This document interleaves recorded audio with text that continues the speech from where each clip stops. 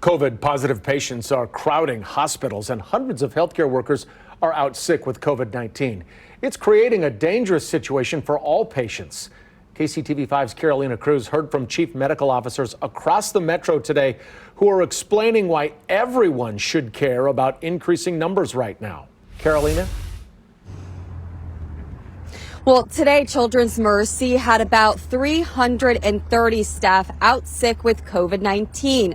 North Kansas City Hospital, more than 120. And the University of Kansas Health System had 640 staff out with COVID. That is 5% of the workforce there. It means that they had to defer about 128 surgeries this week alone. How bad can it get?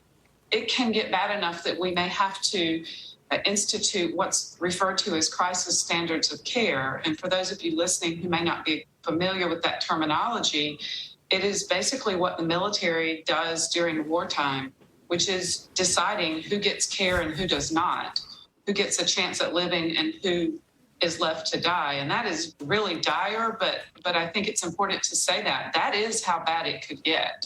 If we are completely overwhelmed, and we're at that point already. Hospitals across our area are turning down transfer patients because they're out of room. With staff calling out sick with COVID, it limits how many patients they can take. The rate of people testing positive with COVID is at its highest point at University Health Truman. They are testing about 450 people a day and taking over 1,000 calls for people who are seeking tests. Doctors are concerned that not being able to see those routine patients or trauma patients is leading to poor outcomes and preventable deaths. KU and Advent Health Shawnee Mission have started canceling what they refer to as elective procedures.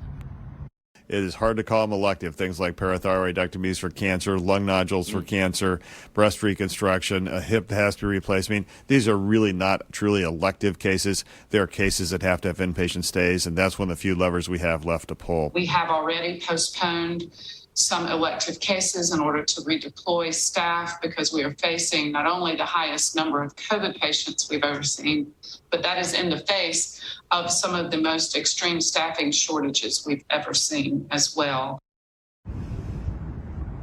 And the current situation is also taking a toll on kids. Children's Mercy Hospital, which is one of the only pediatric trauma centers that we have in our region, is considering whether or not they can continue to stay open for pediatric traumas. Their COVID cases doubled in the last week, and they say if they were to close that pediatric trauma, patients would have to travel as far as St. Louis or Denver for care.